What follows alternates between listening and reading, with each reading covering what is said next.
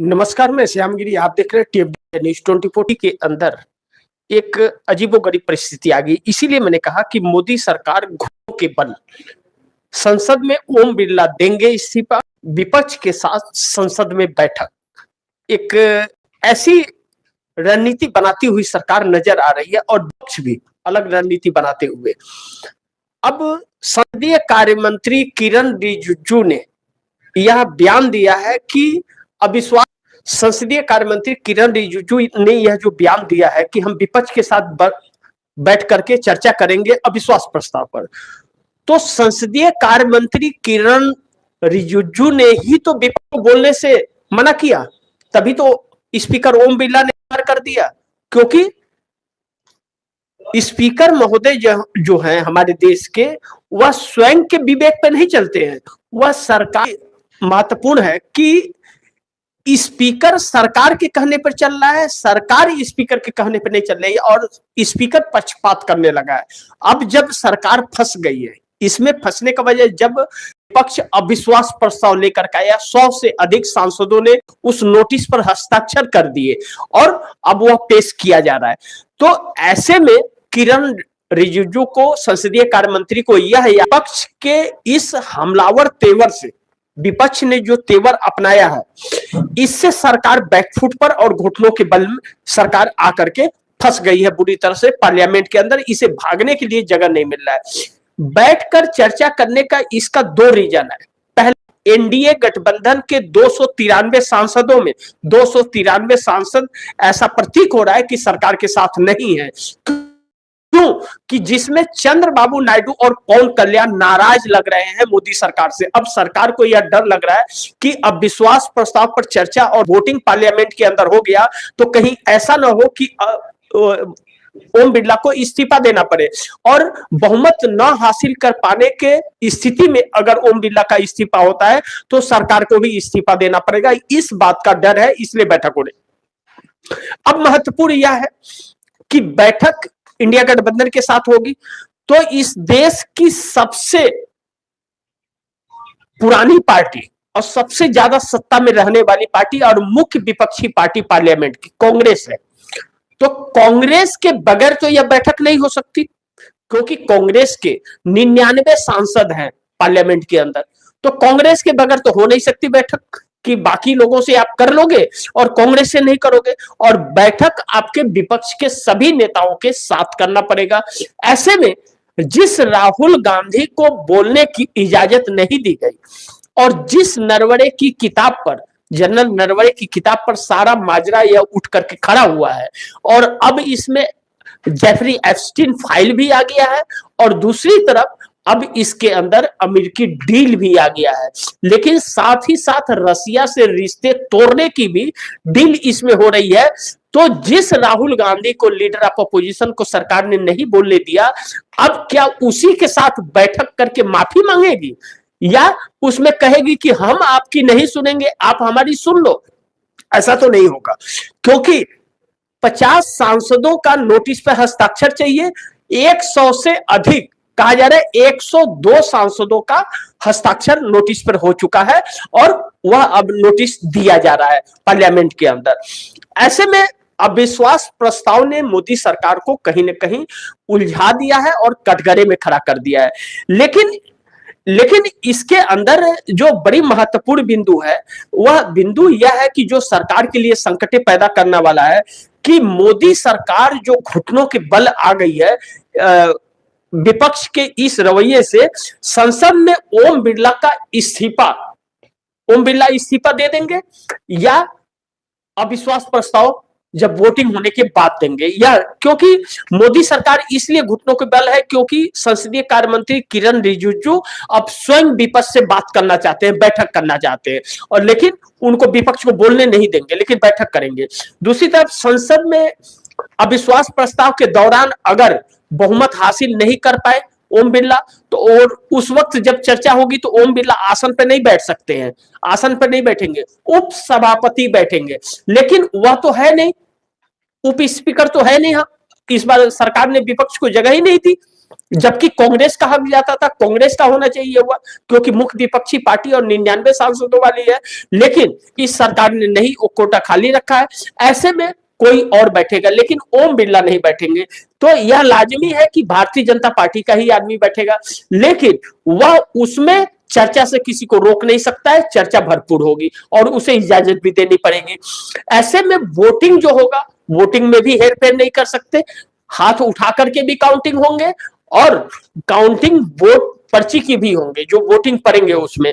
ऐसे में विपक्ष के साथ संसद में बैठक करने का जो किरण रिजिजू ने फैसला लिया है, इससे कुछ हासिल नहीं होगा, क्योंकि विपक्ष यह मौका नहीं गवाएगा और चर्चा जरूर करेगा। लेकिन दूसरी तरफ यह कहा जा रहा है कि लोकसभा से ओम बिरला इस्तीफा दे देंगे। अब यह बात कही जा रही है कि लोकसभा से ओम बिरला इस्तीफा दे देंगे। क्यों इसलिए कहा जा रहा है ओम बिरला को लेकर के? क्योंकि आज तक स्पीकर के खिलाफ नहीं आया है इस तरह का प्रस्ताव, पक्षपात रवैया बोल करके नहीं आया, और अविश्वास प्रस्ताव पेश हो गया।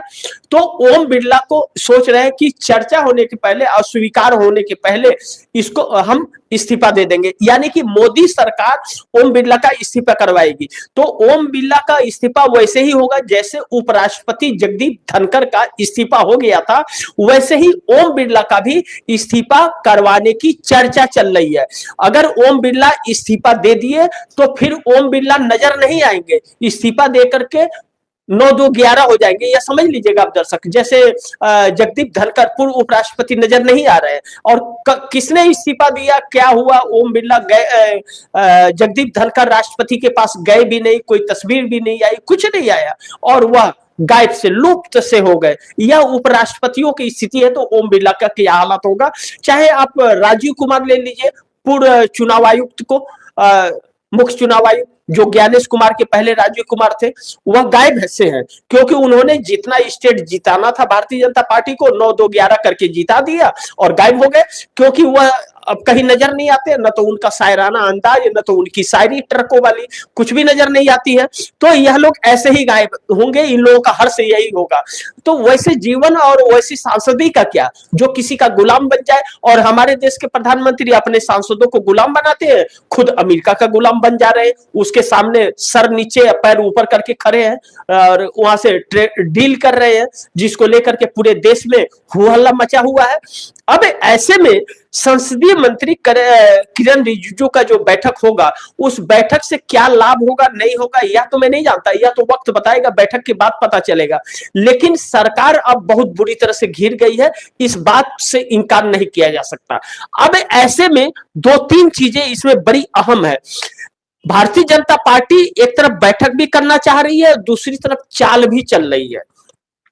जो महिला सांसद कांग्रेस की, जिन लोगों ने लिख करके स्पीकर ओम बिरला से कार्रवाई की मांग की कि आप एफआईआर कीजिए और कार्रवाई कीजिए, आपने आरोप लगाए हैं कि हम लोग प्रधानमंत्री को नुकसान पहुंचाना चाहते थे, तो वह आप कीजिए और जल्द कीजिए, आप भाग नहीं सकते। इस बयान से आपने जो दिया है, हम लोगों के ऊपर एक आपने चरित्र पर और सांसदी पर दाग लगाने की कोशिश की है, तो हम आपको छोड़ने वाले नहीं, आपको कार्रवाई करना पड़ेगा। दूसरी चीज, तो अब आज भारतीय जनता पार्टी ने क्या किया, भारतीय जनता पार्टी ने भी अपने महिला सांसदों का हस्ताक्षर करके दिया कि कार्रवाई की जाए, यानी कि खुद ही जाल में फंसती जा रही है। मतलब कहते हैं ना कि हड़बड़ी में गड़बड़ी, एक कहावत कहते हैं कि विनाश काले विपरीत बुद्धि, जब विनाश होना होता है तो बुद्धि भ्रष्ट हो जाता है। तो ऐसे में क्या भारतीय जनता पार्टी की बुद्धि इस वक्त भ्रष्ट हो गई है, क्योंकि एक को बचाने के चक्कर में दूसरा गलती करती जा रही है। तो अब स्पीकर ओम बिरला ने बोल के गलती की और कांग्रेस के सांसदों ने उन्हें लेटर दे दिया, महिला सांसदों ने, 10 महिला सांसदों ने, कि आप हमारे ऊपर कार्रवाई कीजिए। कौन महिला है आप बताइए, आप एफआईआर कीजिए, कार्रवाई कीजिए। अब वह भाग रहे हैं तब तक भारतीय जनता पार्टी ने भी अपने महिलाओं का दिला दिया, अब फंस गए ओम बिरला यहां पर। और दूसरी तरफ अविश्वास प्रस्ताव 102 सांसदों के हस्ताक्षर से अविश्वास प्रस्ताव पूरी वो हो गई, लिस्ट सिग्नेचर हो गई। अब किरण रिजिजू कह रहे हैं कि हम विपक्ष, जब सारी चीजें हो गई है वहां पर विपक्ष इस वक्त चर्चा कर रहा है, तो वह कह रहे हैं कि हम चर्चा करेंगे, बैठक करेंगे विपक्ष के साथ। जिस विपक्ष को आप बोलने नहीं दे रहे हो उसके साथ कैसे बैठक करोगे? आप क्या बैठक करोगे? वह आपकी क्यों सुने विपक्ष? जिस विपक्ष को आप बोलने नहीं दे रहे हो, जिस विपक्ष को आप रोक रहे हो, जिस विपक्ष को खड़ा नहीं होने दे रहे हो, जिस विपक्ष को दुश्मन समझ रहे हो, वह आपसे क्यों बैठक करे, क्यों माने? आप कोई भगवान हो कि आपका सुनना पड़ेगा? आप भाजपा के हो तो रहो, आप वह नहीं आपको मानता, नहीं मानेगा। तथ्यों और सबूत जो है, तथ्य और सबूत विपक्ष ने के पास जो है वह भारतीय जनता पार्टी सरकार को बैकफुट पर ला करके खड़ा करती है, और भारतीय जनता पार्टी सरकार इस वक्त फंस गई है। चूंकि यहां पर दिक्कत यह है कि भाजपा के साथ इस वक्त उसके सहयोगी दल जो बहुमत के जादुई आंकड़े हैं वह सब नहीं है, क्योंकि सबने चुप्पी मार रखी है। कौन साथ है कौन साथ नहीं है यह समझ ही नहीं पा रही है सरकार, यह समझ ही नहीं पा रही है। नीतीश को अगर छोड़ दे तो नीतीश का कोई ठिकाना नहीं है, नीतीश के ऊपर भरोसा भी नहीं कर सकते। लेकिन नायडू समझ नहीं आ रहे हैं भाजपा को, ना तो सिंधे समझ आ रहे हैं। मुझे समझ आ रहा है कि सिंधे भाजपा के साथ जा सकते हैं, लेकिन नायडू जो है, नायडू इनके साथ में नहीं है इस वक्त, ऐसा प्रतीक हो रहा है। क्योंकि नायडू कटे कटे और दूर दूर से है नायडू, और इनसे बड़ी दूरी बना करके रखा है, और इनके किसी भी मसले पर, किसी भी बुरे स्थिति में वह इनके सफाई में कुछ भी नहीं कह पा रहा है। कह रहे हैं ना तो चंद्रबाबू नायडू बयान दे रहे हैं, ना तो चंद्रबाबू नायडू के लोग बयान दे रहे हैं। अब इंडिया गठबंधन की एकजुटता ने इस सरकार को फंसा दी है, लेकिन यह सरकार संकट में और भी आ रही है। ममता बनर्जी बीच बीच में इस सरकार को कुरेस रही है, क्योंकि उनका जैसा मैंने कहा कि नीतीश कुमार पर भरोसा नहीं कर सकते। अब ममता बनर्जी उसी नीतीश से बातचीत कर रही हैं, उसका कोई हल निकलेगा ऐसा मुझे लग नहीं रहा है। फिलहाल नहीं लग रहा है कि नीतीश कुमार ममता की बात पर सहमत जता देंगे, क्योंकि उनको कोई आज तक समझ भी नहीं पाया, और मैं जैसा मानता हूं कि उन्हें समझना भी नहीं चाहिए। क्योंकि ऐसा व्यक्ति राजनीति में अगर हो जो अपने राज्य का और देश का भंटाधार कर दे, तो वैसे व्यक्ति से उम्मीद नहीं करनी चाहिए। लेकिन चंद्रबाबू नायडू की राजनीति एक अलग दिशा की राजनीति है। चंद्रबाबू नायडू जरूर दे रहे हैं, लेकिन चंद्रबाबू नायडू इनकी वादा खिलाफी को समझ रहे हैं। यह भी समझ रहे हैं चंद्रबाबू नायडू कि इस डील से क्या नाम है कि दिक्कतें आएंगी, आंध्र प्रदेश को भी और आईटी सेक्टर को भी दिक्कत आएगी, और उसी का हब बना रहे। तो चंद्रबाबू नायडू ने नो कमेंट्स एकदम कर दिया है, सिर्फ स्थितियों को देख रहे हैं। और चंद्रबाबू नायडू यह समझ गए हैं कि मोदी जो है यह अमेरिका के शिकंजे में फंस चुके हैं और ब्लैकमेल किए जा रहे हैं, इनके पास बचने का रास्ता नहीं है, और सत्ता में बैठे रहने का अब इनके पास वह गुंजाइश नहीं बच रही है, या किसी काम के नहीं रहे। तो इसलिए सत्ता परिवर्तन होगा कि नहीं होगा यह देखना बड़ी महत्वपूर्ण होगा। लेकिन चंद्रबाबू नायडू बगैर किसी डील के स्पीकर को बचाने के लिए वोट नहीं करेंगे। अगर वह वोट करते हैं बचाने के लिए, तो समझ लीजिएगा कि 1.5 लाख करोड़ चंद्रबाबू नायडू को मिल गए जो डिमांड रखा था। अब देखना होगा मोदी जी देश को कितना लुटाते हैं और कितना बचाते हैं। लेकिन विपक्ष तो हमलावर है, और किरण रिजिजू को अब अपनी हैसियत समझ आई है और विपक्ष के साथ बैठक करना चाहते हैं।